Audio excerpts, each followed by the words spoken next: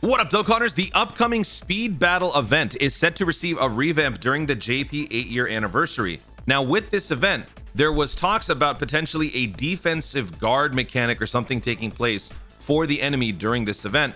There's actually more information on this now, and I wanted to share this with you guys because I wanted you to be aware, whether you're a global player or a JP player, of what's going to be coming up, because it will allow you to sort of re-examine and take a look back at all the different characters that you have, and it might actually now change your opinions of certain characters in terms of their utility and what they're overall capable of in this event and events moving forward.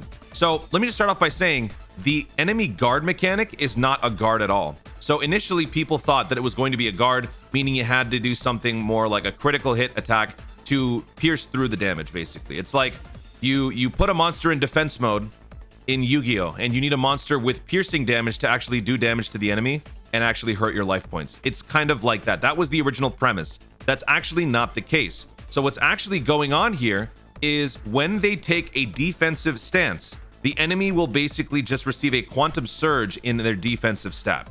So what you're looking at here is a rough rundown of the Speed Battle Stage 1 after the revamp. So if we've got Frieza, Cell Junior, Kid Buu, blah, blah, blah, blah, blah. Take a look at these guys' numbers. 75,000 attack, 75,000 defense. Cell Junior, 50,000 attack, 70,000 defense. Pretty normal looking in comparison. Then you take a look at Frieza, 70,000 attack, 10 million defense, which is absurd, right? Why would Frieza have 10 million defense? Well, it's because Frieza has taken a defensive stance. At the moment, not everything is completely clear. We don't know exactly how this all works. Obviously, in time, we will learn more about how this works. As of me recording this video, we have only just come out of the first JP live stream. We will get more information as the week proceeds. But I wanted to talk about this because now what this basically means is that units like this, Celza, who can lower defense, Gogeta, who can lower defense, have now suddenly become a lot more useful on this event and potentially moving forward. If this continues to become a thing and it becomes prevalent on other events, then suddenly, before you know it, units that can massively lower defense have now become increasingly more valuable. Units that have high critical and defense lowering properties will become a whole lot more useful. And I like this because this reestablishes a new order when it comes to the hidden potential meta. Which one is the best? For me, it's always and forever been additional all the way.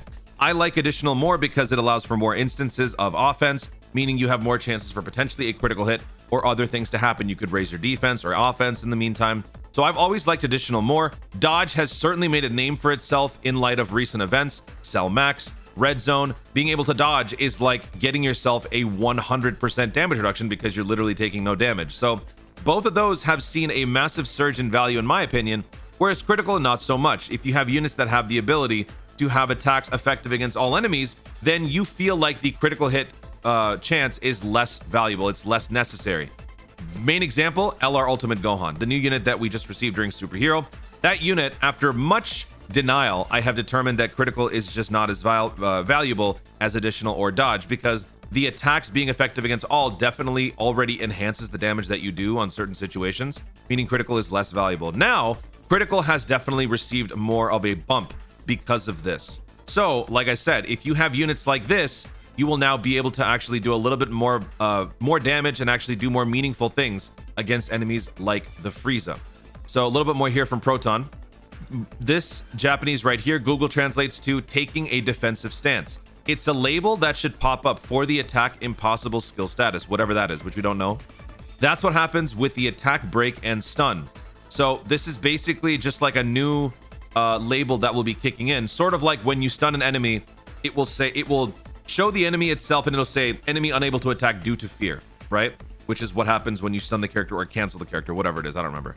So this is going to be happening in a similar fashion like that, where they'll say like Frieza took a defensive stance and then he gets in his like power up position and then, you know, it's going to be something like that. And then we ultimately have to break through. Now, I was asking Proton about this. We don't know at the moment. I was asking, is this something that we can ultimately chip away at? Like if we have an enemy with crazy defense, is it a simple matter of launching attack after attack after attack, chipping away at that defense, lowering the defense before then ultimately being able to do normal damage again? Or is it going to be something that is temporary and then wears off over a couple of turns? I personally feel like it's going to wear off after a couple of turns because if you don't bring a unit on your team that can lower defense, and the enemy does gain that ability where he gets a massive defense boost, and it's going to stay there until you actually clear it and lower the defense enough, then you're kind of soft locked. So I don't think it's going to be the first one, but we don't know for sure. We will obviously find out soon, but I am of the theory that it will wear off over a couple of turns. But it's still interesting, the way that this is all kind of being framed. It's not an actual guard. Maybe a guard will happen in the future, but for right now, that is not the case. And lastly here, when a unit gets an attack, break, or stun, you usually get a label to pop up, right? Unable to attack due to fear, unable to attack due to being stunned. Whatever this attack impossible label is in the data, you'll get a label that reads taking a defensive stance. So yeah, that's about it. So speed battle is actually going to become very interesting now because there's going to be new missions coming with it. They're actually revamping it overall. They're making it an actual challenge, and they're giving you a situation where enemies can defend you so well that your speed, your momentum gets completely halted. So strategy is definitely needed, not just in the event itself, but planning it. So as more information comes in, we will talk about it. But in the meantime, I want to know what you guys think about this. The speed battle event has been just the most forgotten, irrelevant, useless event in Dokkan. And now that it's finally receiving an update, do you think that this of all events is the perfect opportunity to place some sort of a new mechanic like a defense, or do you think, or a defensive stance? Or do you think that other events like the Legendary Goku event, Super Battle Road, Red Zone, I mean, I don't know if we want to be giving Red Zone any more things in it to make it more challenging, but you know, do you think that there was another event that would have been more appropriate for this event to be dropped? Oh, it's already here. Okay, so here we go. This is the roster. AGL Frieza.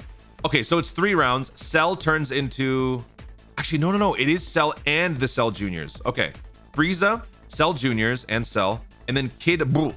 Support items and support memories are not allowed. Continues are not allowed. 30 of these turquoise keys have been distributed for the 8th anniversary. Oh, 8th anniversary fan meeting participants. Okay, these keys can be used in the portal of memories to set a stage clear record. Oh yeah, you know what? That's another thing. They have now made it where the fan meeting participants will get first access to this event, and then they will be able to set the records for you to ultimately break, which is interesting. And I think that's like the perfect premise, because the most hardcore players in JP Dokkan history basically are at this meetup, right? The top 50 players who did the world tournament. So they know, they have the discipline, they have the mental fortitude to grind a world tournament for 3 days straight, or 2 days straight, whatever it is. So now they're going to be put to the test and try to set the best stage clear records possible, and then the rest of JP will have to break it. So I'm wondering what they're going to do for global when we get to this. Are we going to have something similar, or is it just going to be we get the keys and we get to set our own records? I don't know. That's kind of cool. So with all of this being said, do you think that this is the best spot to be placing this new defensive mechanic, or do you think they should have done this elsewhere? I think this is perfect. Guys, thank you so much for watching. If you enjoyed the video, be sure to leave a like down below. Let me know in the comments your thoughts on the defensive stance. Do you think that this is a good thing for Dokkan, making the critical hit a little bit more valuable, making the defense reduction mechanic in super attacks more valuable? Which unit comes to mind when you think of a unit that massively lowers defense? Let me know in the comments down below. Also, be sure to subscribe for more Dokkan content in the future, and click the notification bell so that you let YouTube know you want to see more of my stuff. Do it. Thanks again. Stay tuned, and remember to Dokkan responsibly.